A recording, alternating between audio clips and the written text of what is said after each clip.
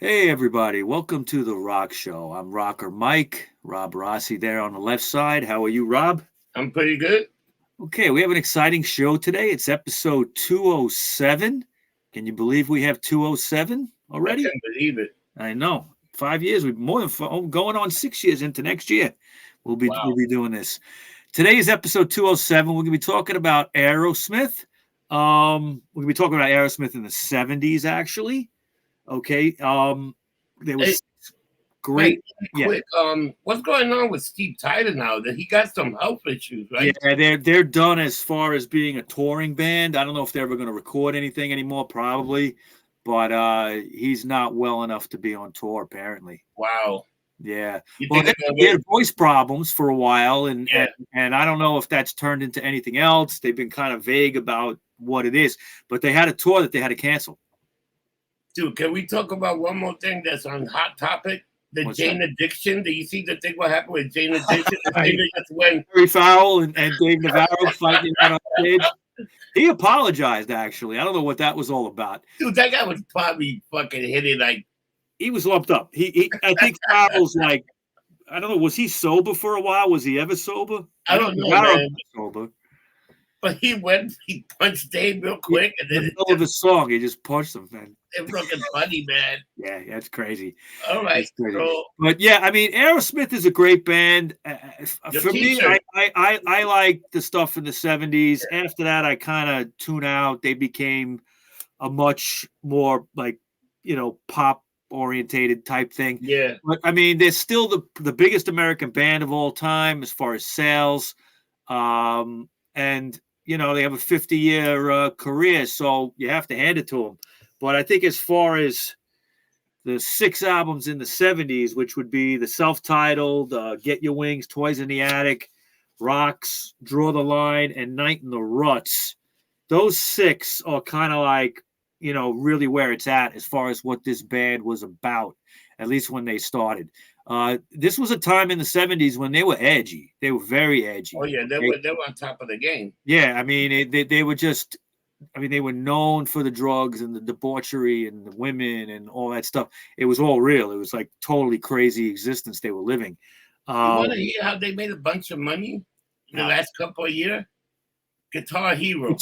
All the video games. Yeah, exactly. I know.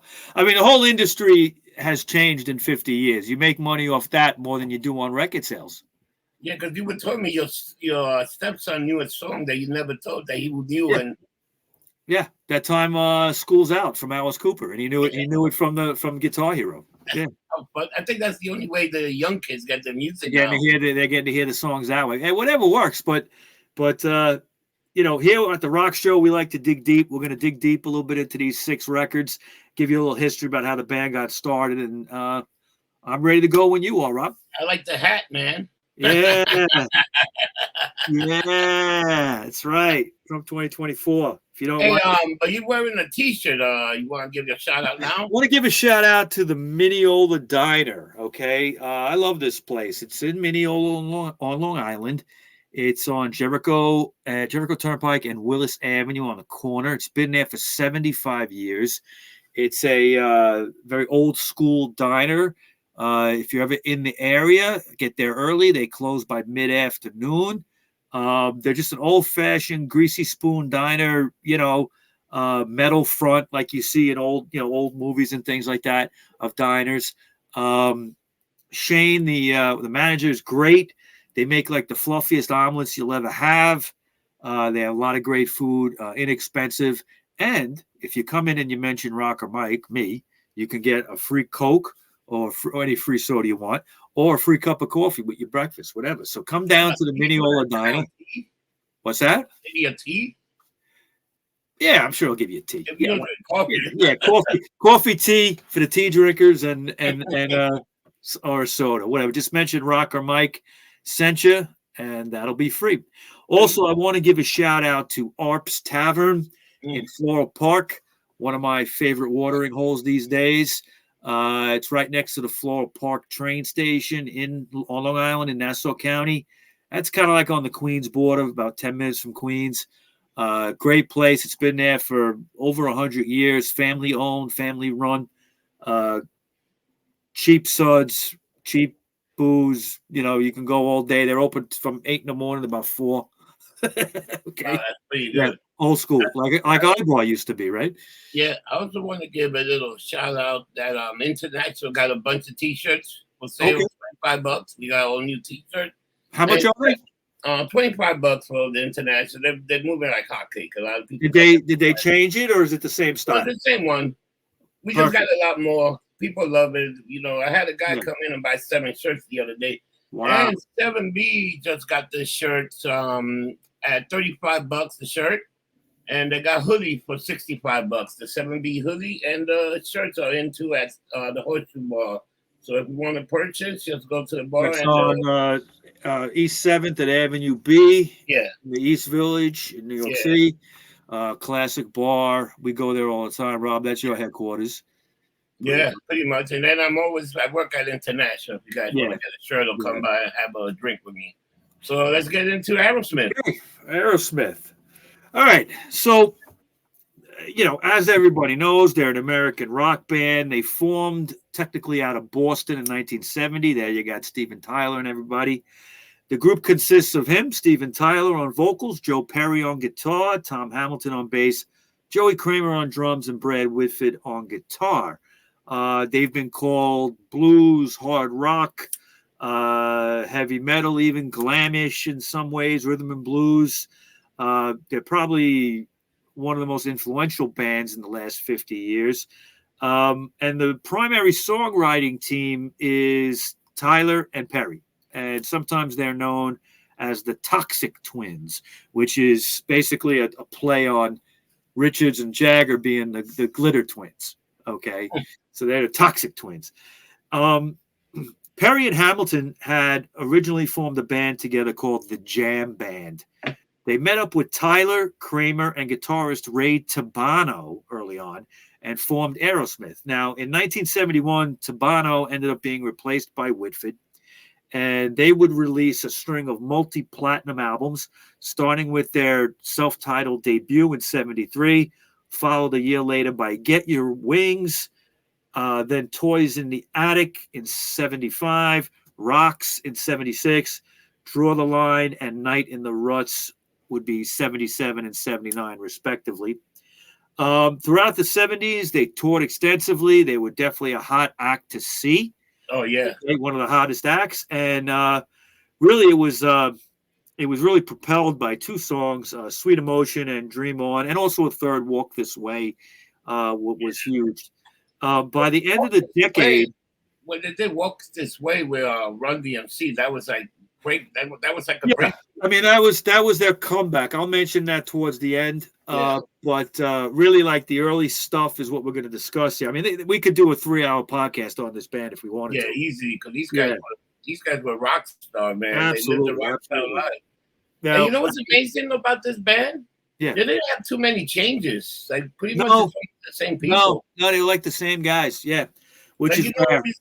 Bands, they got like 50 people that came. Yeah, they managed to hold on.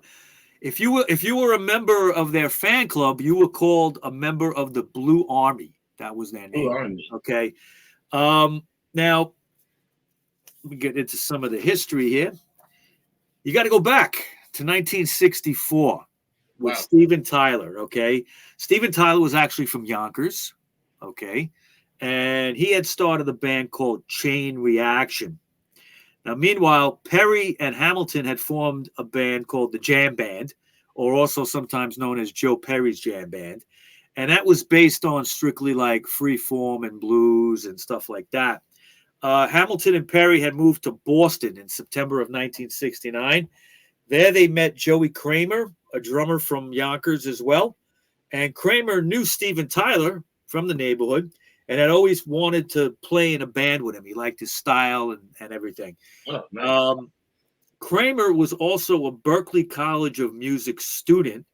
He decided to leave that school and join the jam band.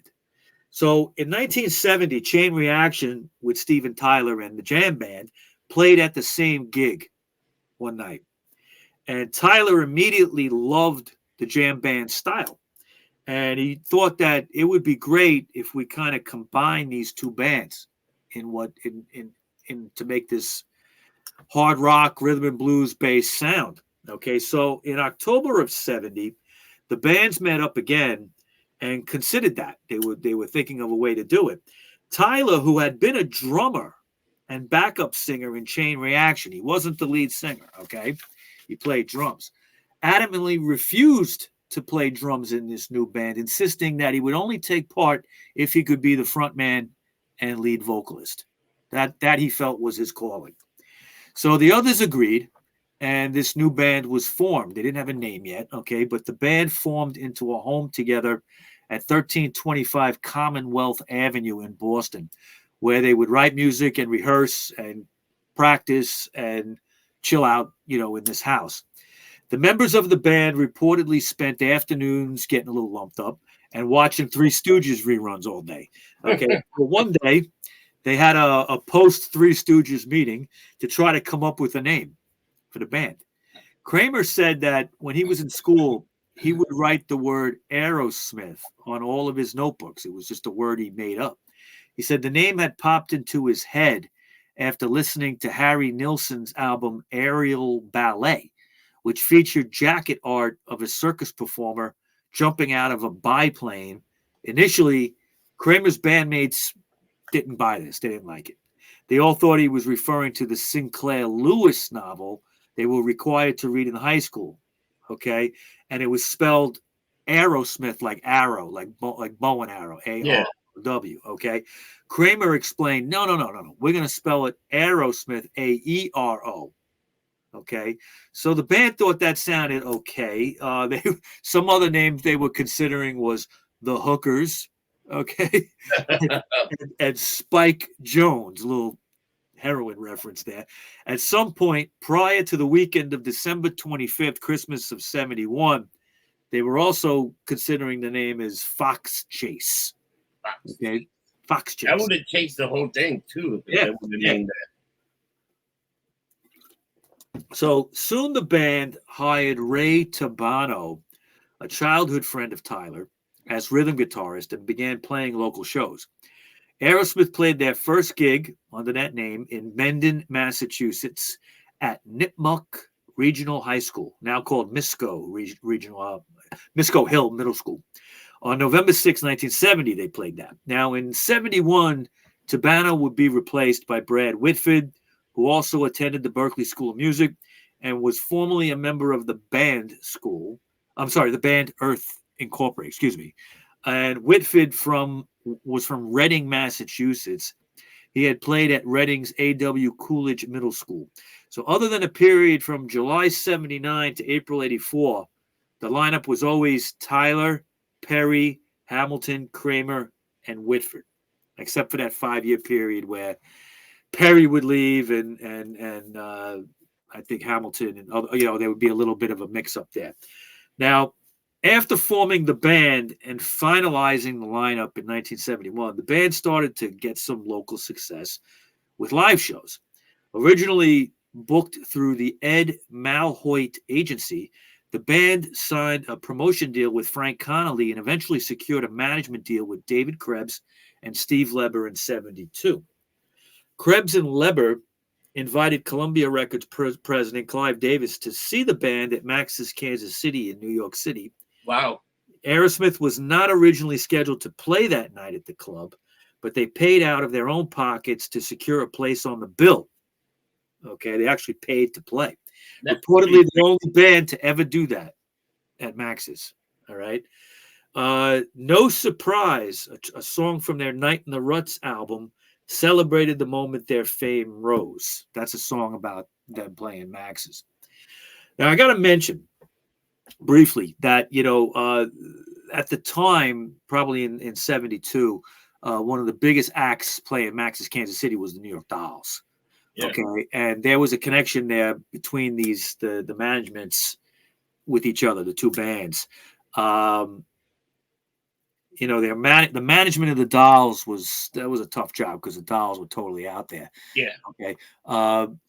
Eventually, they would kind of settle on pushing Aerosmith more than the Dolls. Okay, which kind of like there was this sort of friendly rivalry between the two bands for about a year, and you know, guys that had started the Dolls, like my friend Rick Rivets, you know, met Tyler in those days and all that, and knew about them. Okay, and they considered them rivals, and Johnny Thunders was friends with them, and all. There was a lot of like friendly rivalry going back and forth. So Aerosmith would sign, when the Dolls would sign with Mercury. Aerosmith would go with Columbia in mid '72 for a reported $125,000. And they would release their debut album, Aerosmith, just self-titled, in January of '73. The album peaked at number 166. Basically, it could be considered as straightforward rock and roll with well-defined blues influences. And that would be the groundwork, this album, as to what this band would be. Okay. Now, the highest charting single from the album was Dream On. And that single peaked at number 59. And you can think about how huge that song is even now. Yeah, that's what it got to at number 59. Several tracks, such as Mama Kin, probably one of my favorite Aerosmith songs, and Walking the Dog, would become staples of the band's live shows and received some airplay on rock radio. The album reached gold status initially, eventually went on to sell 2 million copies, and was certified double platinum after the band reached mainstream success over a decade later. After constant touring, the band released their second album, Get Your Wings, in 1974, the first of a string of multi-platinum albums produced by producer Jack Douglas. This album included the rock radio hit Same Old Song and Dance and Train Kept a Rollin', okay, made famous by the Yardbirds. The album also contained several fan favorites, including Lord of the Thighs, Seasons of Wither, and SOS. Too bad. Too bad. Darker songs that have become staples in the band's live shows over the years. To date, Get Your Wings has sold 3 million copies. That's pretty good. Yeah. In '75, Aerosmith released their third album called Toys in the Attic, which established Aerosmith as international stars, competing with people like bands like Led Zeppelin and even the Stones. Okay. Originally, they were kind of called Stones knockoffs in a similar way as the way the Dolls were, but I don't really think they were. Okay. There was just some physical resemblances between Richards and Perry, or, you know, maybe Jagger and Tyler, and of course with the Dolls, Jagger and Johansson. That's just silly nonsense. But Toys in the Attic was an immediate success, and starting with the single Sweet Emotion. Okay, that's the album. That's a great song, Sweet Emotion. Which became the band's first top 40 hit. This was followed by a successful re-release of Dream On, which got to number 6 at that point. Yeah. So, and it became their best charting single of the 1970s. Walk This Way was released in '76 and it reached the top 10 in 1977. In addition, Toys in the Attic and Big 10-Inch, a song originally recorded by Bull Moose Jackson, became concert staples. As a result of this success, both of the band's previous albums recharted. Toys in the Attic has gone on to become the band's best-selling studio album in the United States, with certified U.S. sales of 9 million copies to this day. The band toured in support of Toys in the Attic, where they started to get more recognition. Also around this time, the band established their home base as the Warehouse, spelled W-H-E-R-E, and that was in Waltham, Massachusetts, where they would record and rehearse and conduct their business there. In '76, Aerosmith's fourth album was called Rocks, which music historian Greg Prato described as capturing Aerosmith at their most raw and rocking. I'll have to agree with that. It became a platinum album very quickly. It featured the top 40 hits Last Child and Back in the Saddle, as well as the ballad Home Tonight, which also charted. Rocks would eventually go on to sell 4 million copies, and both Toys in the Attic and then Rocks are highly regarded, especially in the hard rock genre. They appear on such lists as Rolling Stone's 500 Greatest Albums of All Time, and those two albums have influenced everybody from Guns N' Roses, Metallica, Motley Crue. Even Kurt Cobain said that Rocks was one of the albums he thought was most influential on Nirvana, for Nirvana. Okay. So, Mike, off the bat, the Bad Boys of Boston were hitting. They were getting hits. You know, it took them a few years, but once they got hits, they were top 40 every time, right? Yeah, and what's interesting is as they went along and had bigger hits, their earlier stuff would chart again.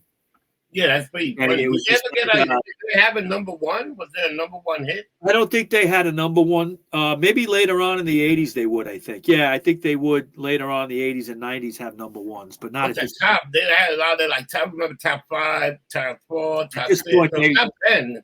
Yeah, at this point they were still considered too edgy to even get to number one. Yeah. Now, soon after Rocks came out, the band continued to tour heavily.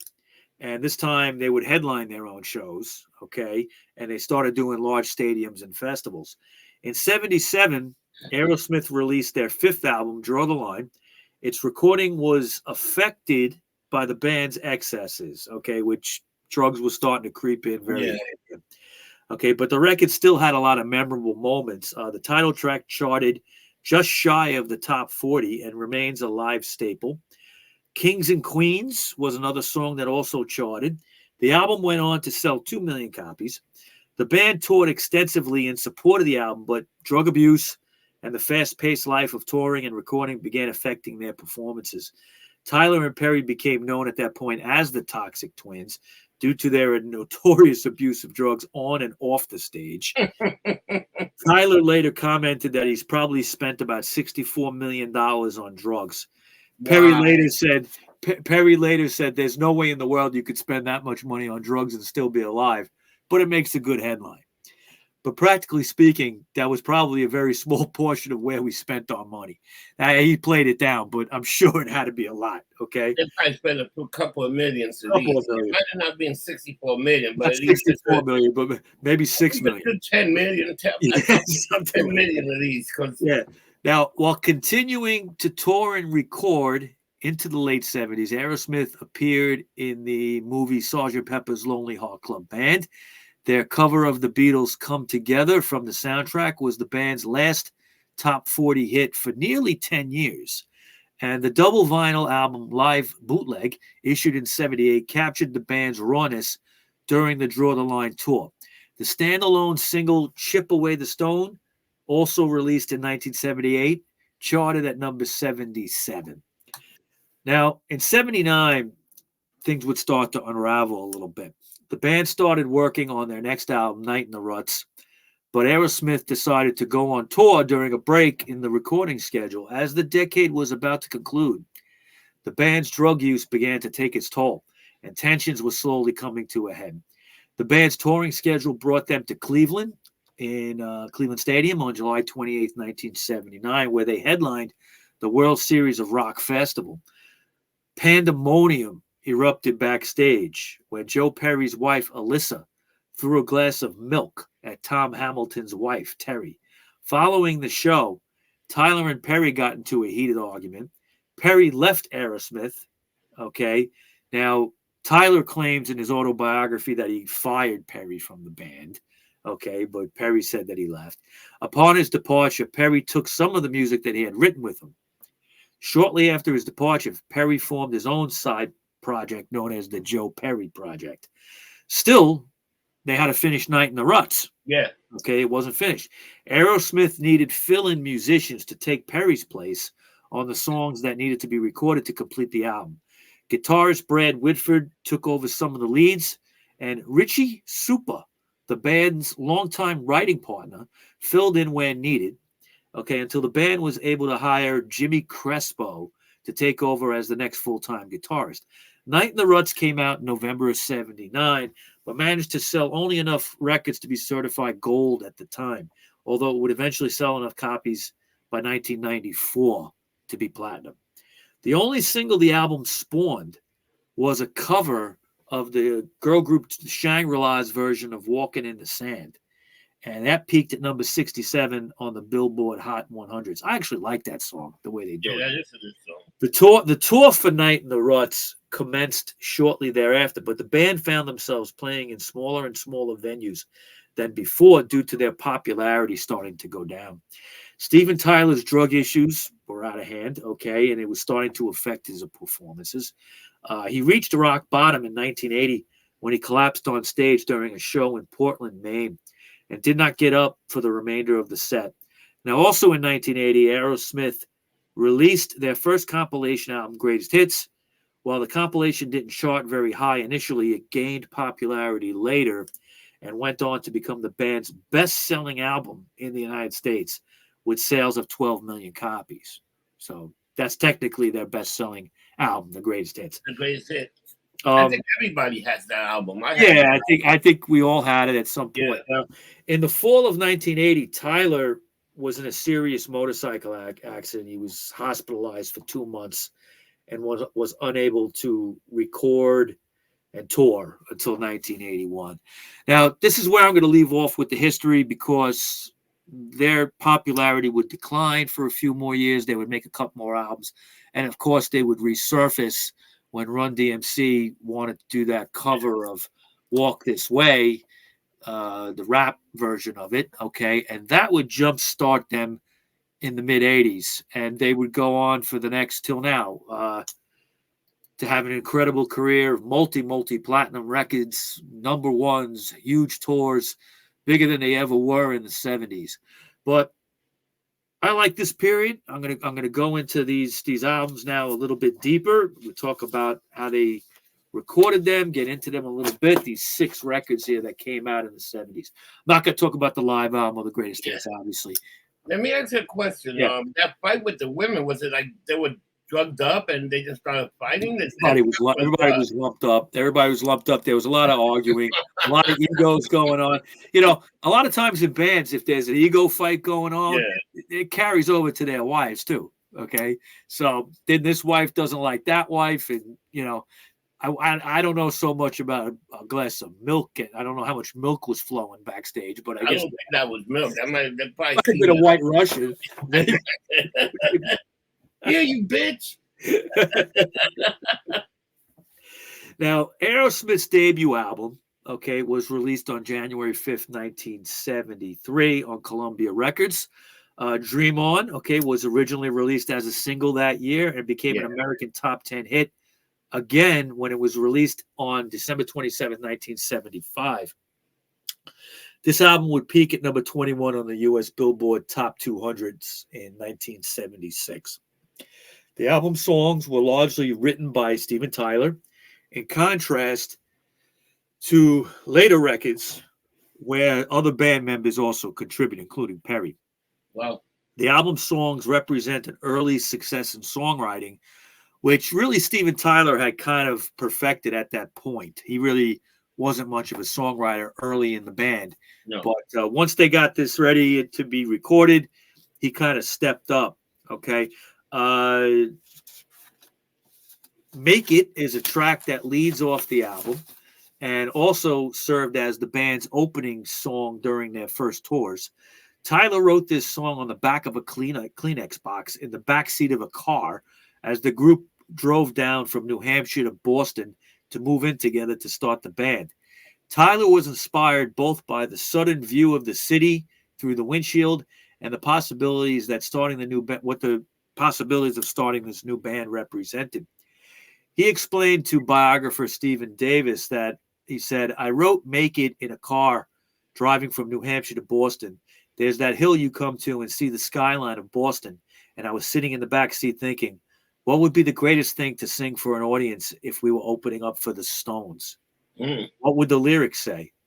Drummer Kramer elaborates on the song's sentiment in a 1998 interview where he says, "You could search the ends of the earth, and I don't think you could find 5 more different guys.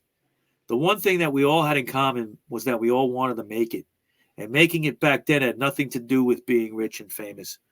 It had to do with being recognized by your peers and people for being a great band and being able to play concerts where a lot of people would come.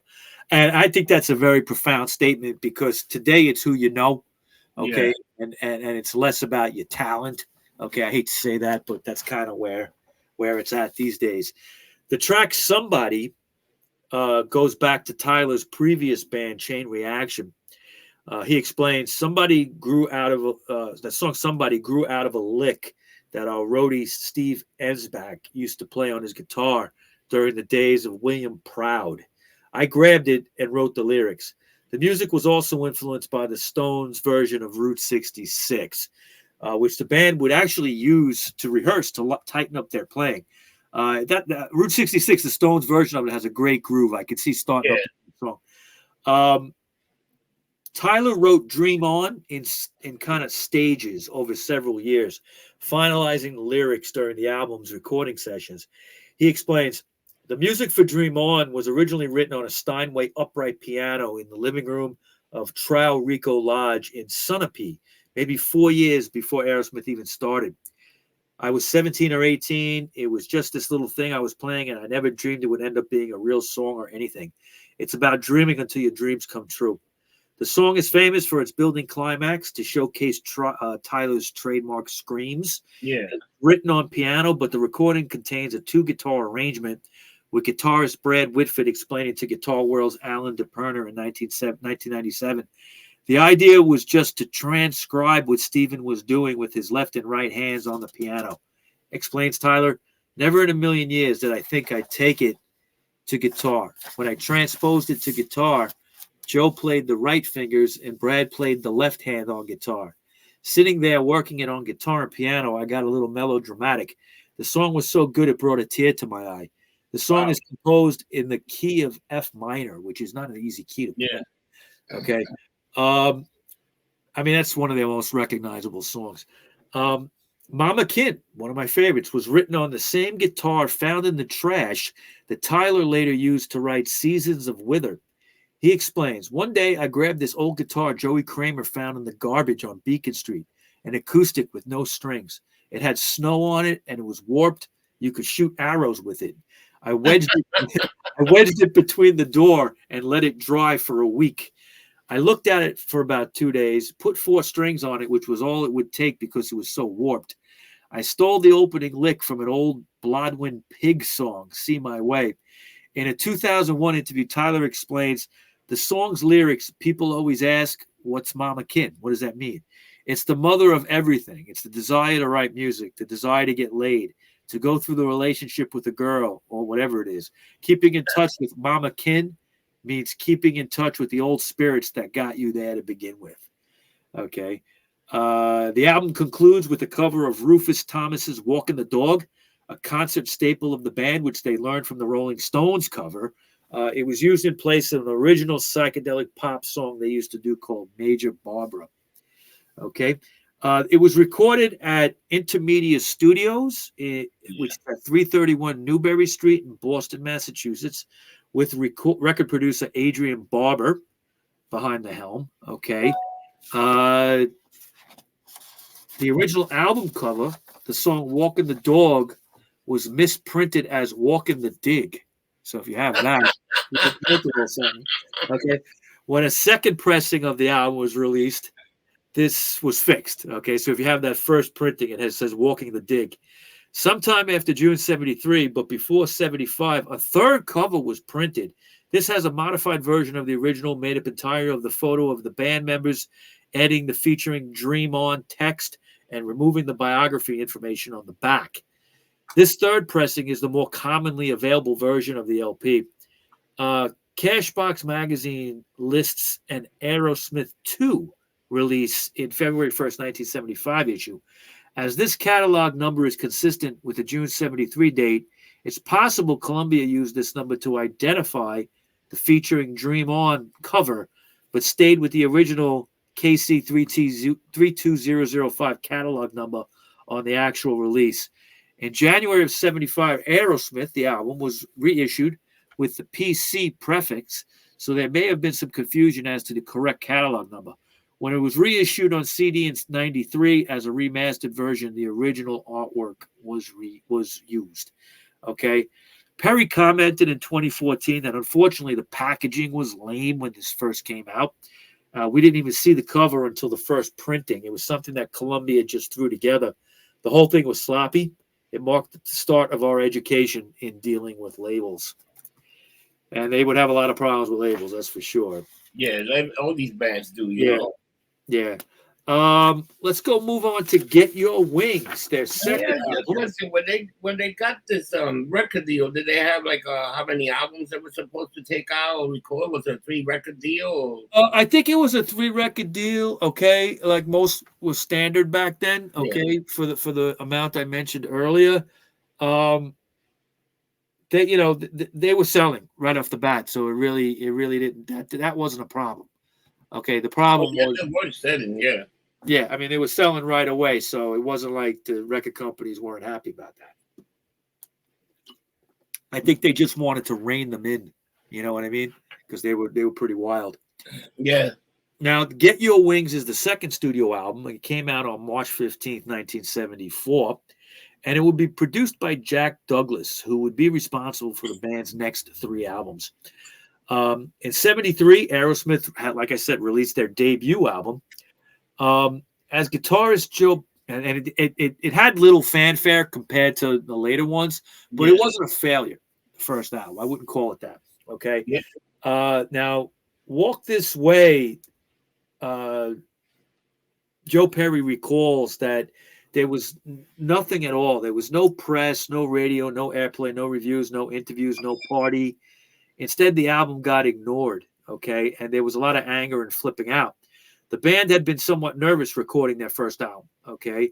But in response to the album's lack of success, the group toured extensively and built their fan base.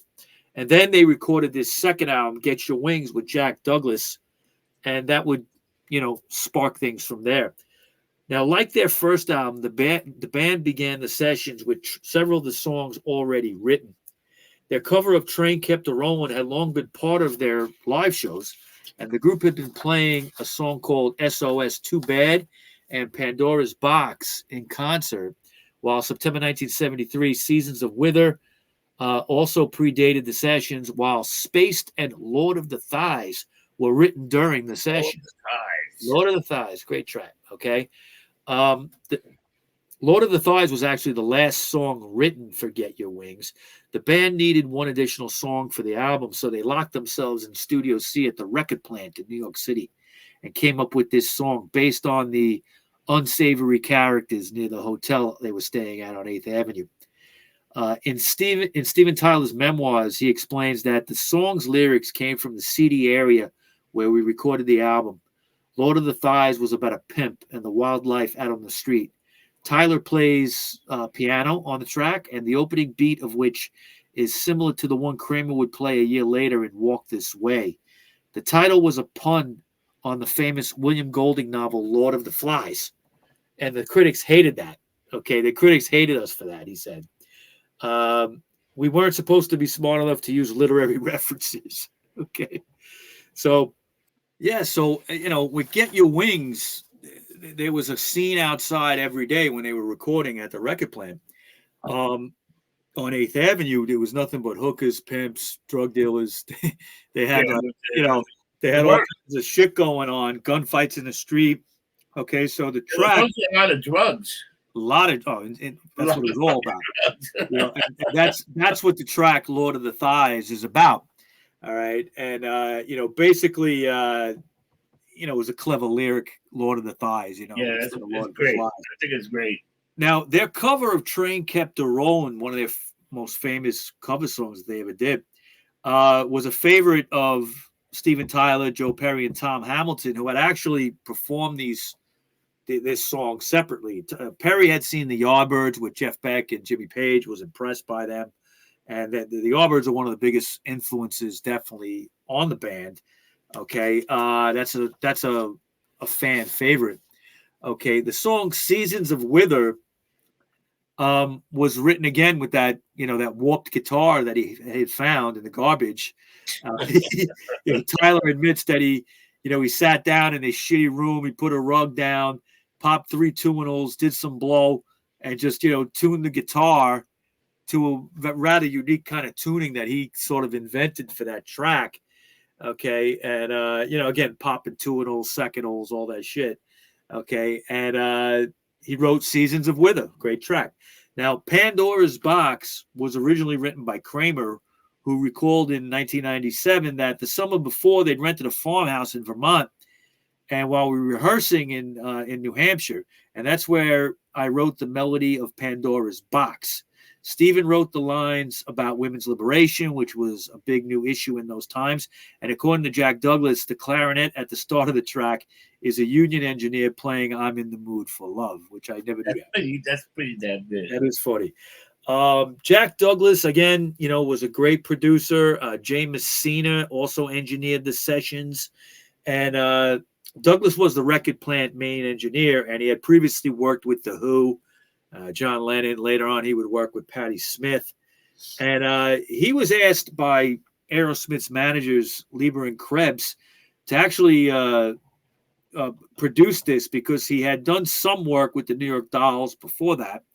Okay, not as producer, but as engineer.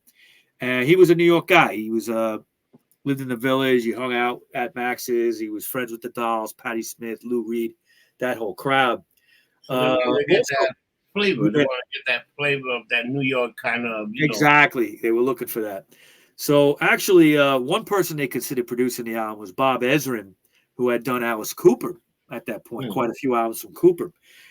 He hung out with the band a few times, gave Jack Douglas some pointers for 3 or 4 sessions, and that was pretty much about it. He didn't really get into it too much with them. He was, I'm sure, busy with other things at that time. So then Toys in the Attic would be their third record.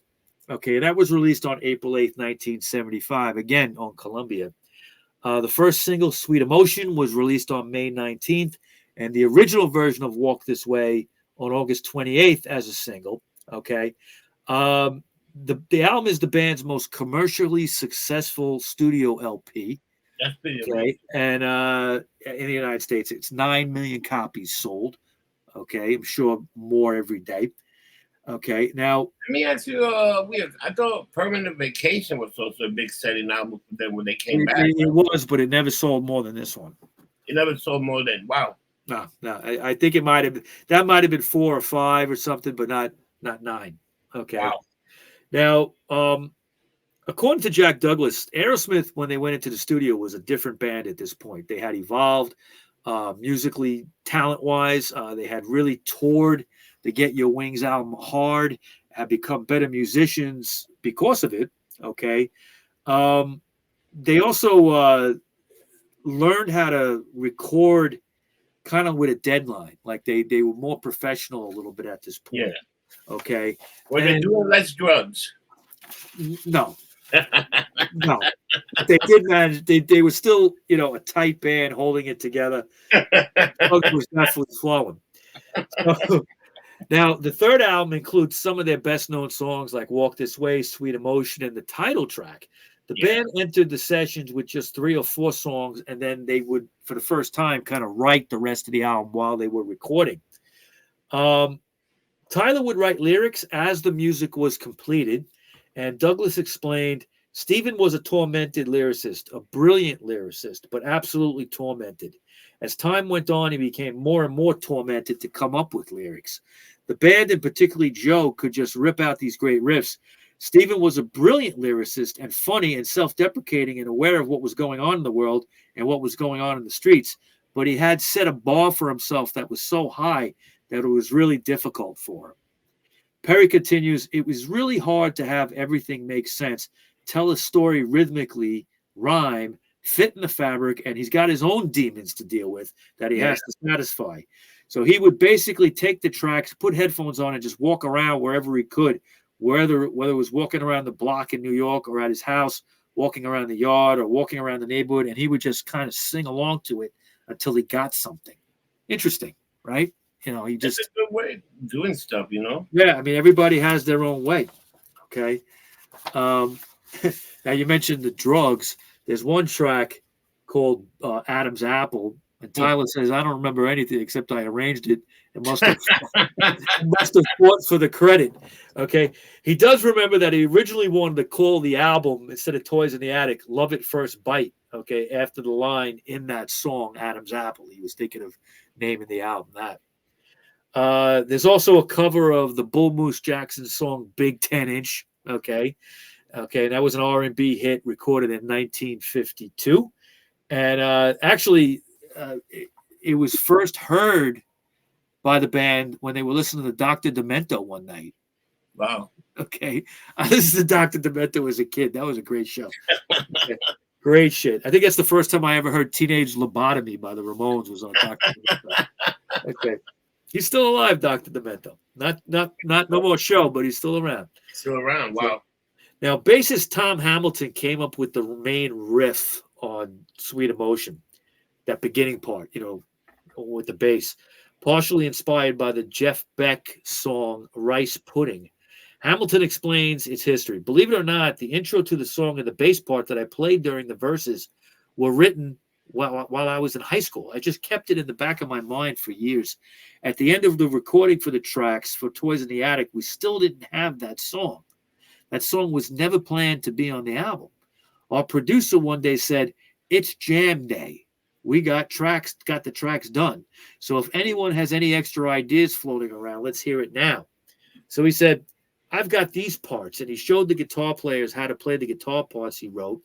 He wrote that line on bass, and he realized that some of the guitar parts for it, I was ever going to get a chance to present it to the band. I didn't think I ever would, he said.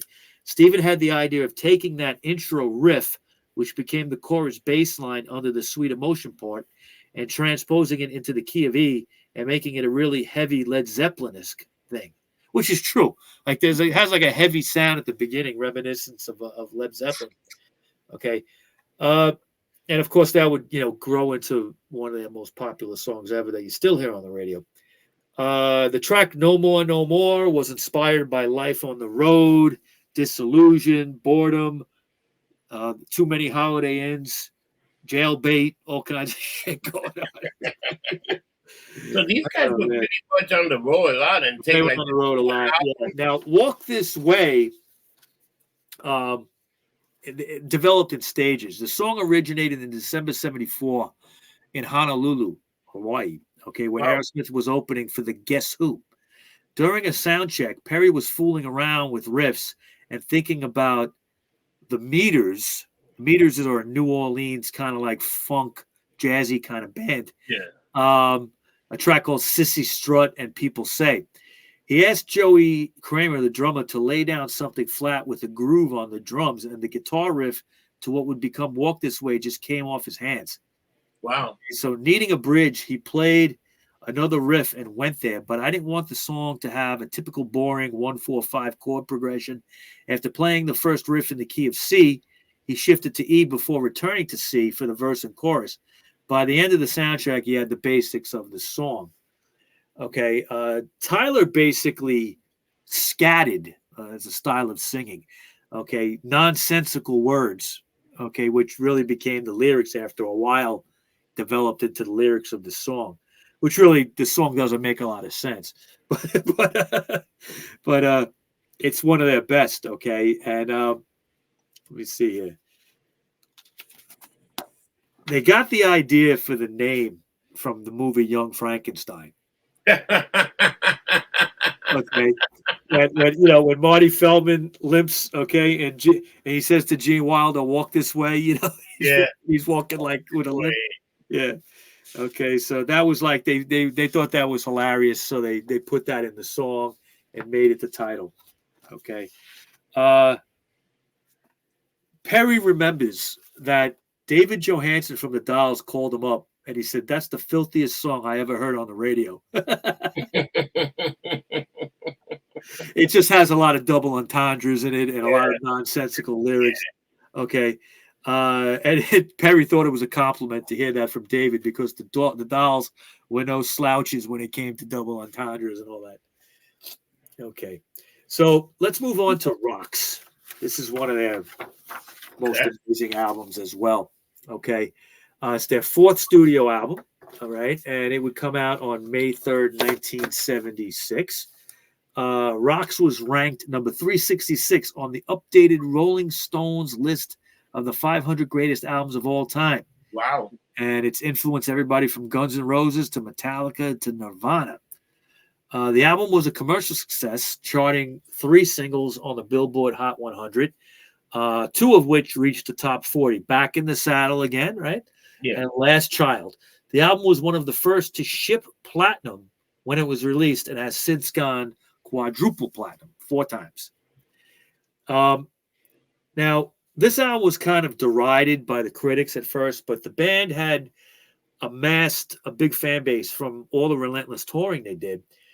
Producer Jack Douglas said, the only thing we were talking about a few months before Rocks was that it was going to be a real hard rock album. Yeah. You might go back to the format of the first record, okay, which was to rock out on every tune. And again, keep it real raw. That's, everything was the same as the last couple albums, okay? Lots of drugs, lots of women, lots of debauchery going on, okay?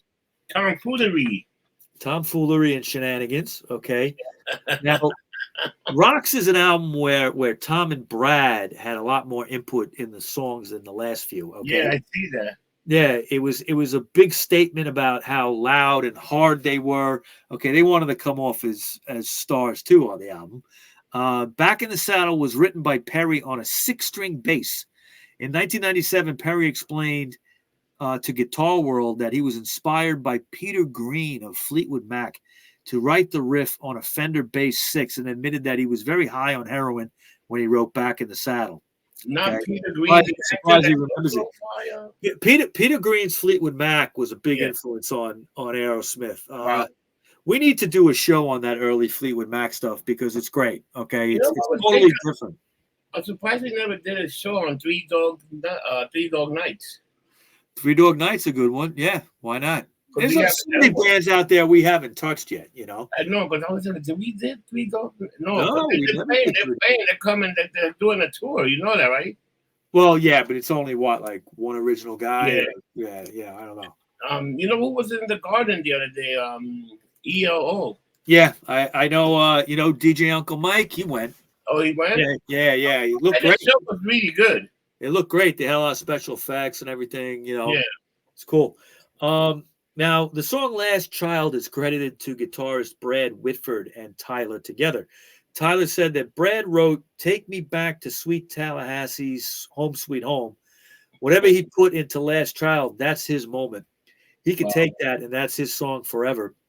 The song evolved from a riff Whitford titled called Soul Saver, and that's a recording of which was released on Pandora's Box, that album in 1991. Yeah.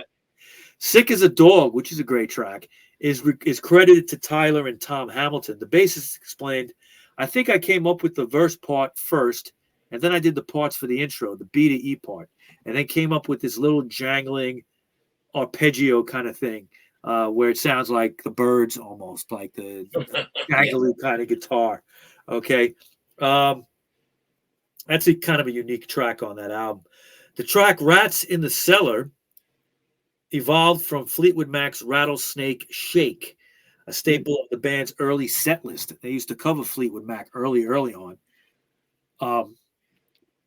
Basically, it's kind of like a Rats in the Cellar is kind of a tip to Toys in the Attic. Okay, kind of with the same idea. Okay. Now, this was not recorded at the Record Plant Studios in Manhattan, unlike their last 2 records. Yeah. They recorded it in a rented rehearsal space in suburban Massachusetts called the Warehouse that they had started using as like a headquarters. It was a mobile studio there to cut the record. Backing tracks for 6 of the songs were completed at the Warehouse. Douglas complains it's the only record he's ever done where every element is right and in its place, just like it's a perfect record. Okay. Joe Perry at this time was getting very interested in jazz. He was listening to Coltrane for a lot of solo ideas, and I think it kind of shows on that record a little bit. Okay, his jazz influences. And again, contemporary reviews when this record came out were mixed. Okay, but Yeah. it's grown into one of their best records, I believe. Rocks. Okay. So now we're up to number 5 from the 1970s. Draw the Line. Okay, it's the fifth studio album. You think they would talk about cocaine? Draw the line? Oh, double entendre. Double entendre. Okay. Came out on December 9th, 1977. Okay. And it was recorded from June through October of that year at an abandoned convent near New York City. Okay. The portrait of the band on the album cover was drawn by the celebrity caricaturist Al Hirschfeld. I don't know if you have that album cover for Draw the Line. It's kind of like a cartoon picture. Oh, yeah. By 1977, Aerosmith had released 4 albums. Okay. And Joe Perry says we were drug addicts dabbling in music at that point, as opposed to rather than musicians dabbling in drugs. Okay. Draw the line, baby. Now, largely with the writing, due to their drug consumption, both Tyler and Perry were not as involved in the writing and recording as they had been on previous albums. According to Perry, a lot of people had input into that record because Steve and I had stopped giving a fuck. Draw the Line, the track, title track, I Want to Know Why, Get It Up, were the only things Steven and I wrote together. Tom, Joey, and Steven came up with Kings and Queens, and Brad played rhythm and lead. Brad and Steven wrote The Hand That Feeds, which I didn't even play on because I'd stayed in bed that day when they recorded it, and Brad played great on it anyway. For his part, Tyler has maintained that it was the band's lethargy, not his, that slowed his progress, because he said, I wasn't Patti Smith writing poetry. I write exactly to the music. And when the music ain't coming, neither were the lyrics. So, however, Tyler confessed to Alan DePerner of Guitar World in 97. He said, what I specifically remember was not being present in the studio because I was so stoned. In the past, I always had to be there and hear every note that was going down, who was playing what, and were they out of tune. He goes, I just didn't care anymore. Okay. Draw the Line, Tyler later recalled, Joe had this lick on a 6-string bass that was so definitive that the song just kind of wrote itself. Jack Douglas wrote the lyrics to the song Critical Mass about a dream he had during the sessions. He explains, the lyrics to Critical Mass came from a dream he had at the Cenacle, and I never expected Steven to record it, but he didn't have anything else, so he used my lyrics as written. The track Get It Up features Karen Lawrence, singer of the band LA Jets, on the chorus, and David Krebs later stated that he felt Steven Tyler's lyrics on songs like Get It Up did not help the album's standing among Aerosmith's fans. The essence of Aerosmith had always been a positive and very macho sexuality, totally unashamed and a little sleazy. They didn't want to hear lyrics like Get It Up, which repeated over and over again, can't get it up. The negative lyrics were a big problem. Okay. Now, Perry performs lead vocals on his solo composition, Bright Light Fright, which was inspired by the Sex Pistols. He remembers a lukewarm reception when he presented the song to the band. They didn't like it. And he said, do you want to do it or not? And they said no. Okay. Now, Douglas's difficulty completing Kings and Queens. He remembers with Kings and Queens, Steven and I wrote the lyrics together, which was like pulling teeth. In his memoir, Tyler writes that the song's lyrics were inspired by a medieval fantasy that featured a stoned-out rock star in his tattered satin rags lying on the ancient stone floor of a castle, slightly mad but still capable of conjuring up a revolutionary album that would astound the ears of the ones who heard it and make the critics cringe. I'm cringing just reading that quote. Yeah. Okay. I mean, he obviously was having a lot of problems coming up with lyrics because, like you said, the music wasn't there either. Yeah. It's, Draw the Line's an interesting record that I think in decades later deserves a listen. Okay. It's not one of the best from the 70s, but since we're talking Aerosmith of the 70s, I got to include it. Okay. Between attempts at recording at the warehouse and additional sessions during their summer of 77 tour of America and Europe, the group moved into the Cenacle, a deconsecrated monastery in Westchester County in New York State. Okay. So it was just outside of an estate near Armonk, New York. They were trying to stay away from the drugs.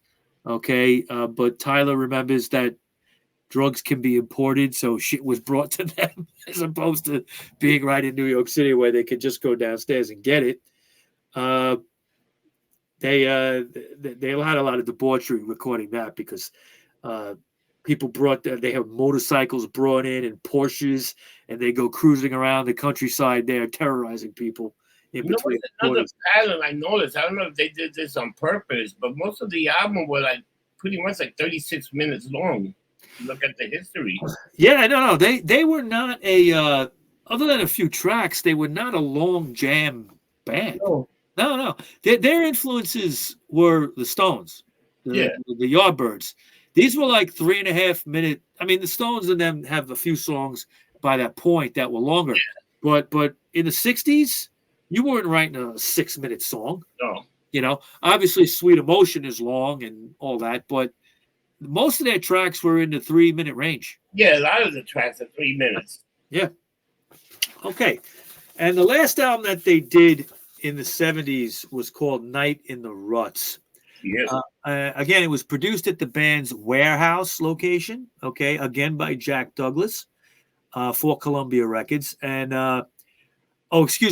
Jack Douglas was not on this. Gary Lyons was brought in to replace him. Oh, that would be the end with the Jack Douglas Productions. Okay. Recording of the album began in spring of '79, but right from the beginning, there were delays.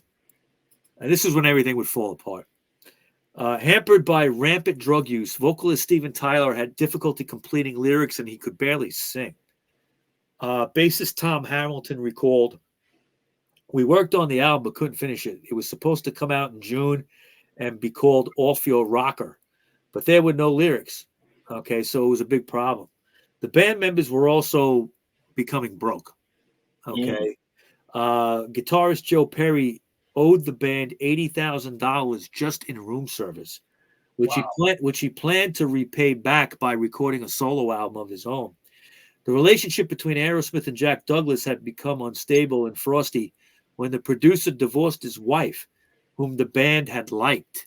So that was the problem there. Okay. This combined with weak sales from Draw the Line, the previous album. You think he blew them all and gave them drugs? You never know. She might have been the connection. I don't know. I can only guess. Okay. I don't know. All right. Columbia stepped in at that point, and the label finally put a lot of pressure on them. And it was like, look, these sales numbers, come up with another hit or there's going to be trouble. So David Krebs of Aerosmith's management thought he no longer thought that Jack Douglas had no control over the band anymore at that point, so they let him go. Okay, but actually nobody could control the band. Okay, now with that album still unfinished, the band went on tour to generate some revenue, as they had burned through the entire budget of the record at that point. Wow. The management booked a tour. And Hamilton noted, leaving us just enough time to make the record based on how long it'd taken us in the past, but we actually needed much more time. So we had to go on tour before the vocals were finished, and it was dragging on and on.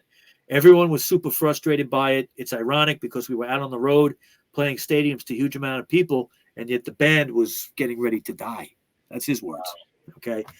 Substance abuse among the members gradually worsened, and they started fighting together, okay, amongst themselves. Yeah. This often led to sloppy live performances or missed performances, culminating in more fights, and everything came to a head on July 28, 1979, at the World Series of Rock in Cleveland, when halfway through the tour, there was a heated argument with Tyler between him and Perry. Now, that was also the throwing of the milk incident with wives. Prior to Perry's departure, he had actually completed guitar parts for No Surprise, Chiquita, Cheesecake, Reefer-Headed Woman, 3 Mile Smile, and Bone to Bone, called Coney Island Whitefish Boy. Guitar parts for the remaining songs were recorded by Brad Whitford. Richie Supel was brought in, Neil Thompson, and Jimmy Crespo eventually, who became his official replacement between 1979 and 84. Perry's last session with the band was on May 30th, 1979. He would leave the band for several years. Okay. Aerosmith spent the summer at Media Sound Studios in New York trying to finish off this record with producer Gary Lyons. The band caught a second wind, though, when Tyler came in with lyrics for a song he had been composing with Perry that told the story of the band, and that was the song No Surprise, a song that Tyler has cited as his all-time favorite. In the band's 1997 memoir, Walk This Way, Tyler shared his thoughts on several of the album's tracks. He said, Reefer-Headed Woman was a 1940 blues record. I had the lyrics in a notebook that got stolen, and I had to call Dr. Demento from the record plant where we finished the album, and the doctor read the lyrics to me over the phone. Okay. Bone to Bone, Coney Island Whitefish Boy. I had to explain to the press that a Coney Island whitefish is a used rubber. Okay. Mia, the track on this album, it was a lullaby, and he wrote it on piano for his daughter. But the tolling bell notes at the end of the song and the end of the album sounded more like a death knell for Aerosmith, for people who knew what was going on. Think About It, okay, was a Yardbirds B-side from 1968 that Aerosmith had occasionally done live. There's actually promo videos for No Surprise and the song Chiquita with Jimmy Crespo playing with them. Wow. Yeah, Chiquita is available on the band's video scrapbook VHS from the 80s. The album title is a spoonerism for the phrase right in the nuts, which is alluded to on the album's rear cover artwork. Instead of Night in the Ruts, right in the nuts. Now, this album was panned by contemporary critics and quickly fell down the charts. David Frick, who wrote for Rolling Stone, who I have a lot of respect for, actually claimed it was more of an album of outtakes than anything, and really wasn't that good. Now, Tyler has expressed great satisfaction with Night in the Ruts, calling it his favorite album by him. And, basically it was an album that he admitted they were shooting heroin, shooting coke, eating opium, and having a great time. He says it's like a fucking solar eclipse. He says, we were all fucked up, but the record sounds more cohesive than Draw the Line. Night in the Ruts was a rockin' record. And, it's funny. I had heard Night in the Rocks when it came out. I was a kid. I didn't know anything about Aerosmith at that point. I liked the record, okay? And Aerosmith fans were like, no, this album sucks. But I liked it. Okay? I had no idea that, Reefer-Headed Woman was a cover. I had no idea. And then years later, you talk with Aerosmith fans and they all love Night in the Ruts. The teenagers that were older than me, they were like, that record sucks. I want to hear Walk This Way. I want to hear, But, it grew on people after a while. I think it's a great record, Night in the Ruts. It's just it's a good album. line. It's better than Draw the Line, which I think is probably their weakest record from the 70s. So that's what I got for you. Aerosmith in the 70s. What a history of Aerosmith! Like an hour-long show. Went through the first 6 albums of the 70s, where the Aerosmith was really good. Right. Then they had that crazy comeback with the Run DMC. The Well, that would be later. And they would become, one of the biggest bands of all time. They would sober up, pretty much, sort of. And they'd be united. Yeah, I mean, I know that Tyler has had some slip-ups over the years. Oh yeah. But he this year it was reported that he's done touring. That's it. The band is done as a touring band. Whether or not they'll record any more albums, we'll have to see. Yeah. But they had a great run, and I think anybody that any kids out there listening, if you're not familiar with Aerosmith, start back with these 6 albums in the 70s, and then check out the later stuff if you want. But really, if they had only done these 6 records, they would still be one of the best American bands. Yeah. Okay. Yeah. It's just great stuff. And that's it. What's the next show we're going to do? We got our Christmas show, right? End of the year. Yeah. End of the year show. We got to get Scott the Clown back and everybody. Yeah. But I think we could do probably some future show would be 3 Dog Nights, and you were talking about what's the other band you were just talking about that you mentioned today that you wanted to do? Well, Peter Green's Fleetwood Mac. Yeah, Peter Green. I wouldn't really want to do regular Fleetwood Mac. That would bore me to hell. Yeah. But the early Fleetwood Mac with Peter Green on guitar was before Stevie Nicks and all that. Yeah. Was a totally different band, blues-based band, rockin' band, very different. And we might do a show on it. Peter Green died, I think, about 2 years ago. Wow. You know. So, all right. So that's the end of Aerosmith in the 70s. Hope everybody enjoyed it. Where can we find you, Rob, if we need you on social media? You can find me on Facebook, X, and Instagram, and you can also send me a line at Rob Rossi Getting Lumped Up.com. That's my email. If you want to send me an email or some line, let me know. If you want to be on the show, send an email through there, or you can send an email to Mr. Rocker Mike. And Mike, where can I find you? Okay, you can always find me on social media, especially Facebook under Rocko Mike. And then there's also on Facebook the Rock Show podcast group page. Check us out there for Song of the Day, Lumped Up Song of the Night, any news, concert information, band information, great pictures and articles we put up. If you're looking for me on Twitter and Instagram, I'm Rocker Mike 212. I'm also on Getter, Truth Social, MeWe, Cloud Hub. Anywhere else under Rocker Mike. Just Google Rocker Mike. You'll find me soon. Yeah. But the rock page is growing, and it's about got 3,000 subscribers right now. Yeah. It's done very well, and people contribute. You know, we like that. And what do we say at the end of every show, Rob? We don't get drunk. We get lumped up. See you. Take care, people.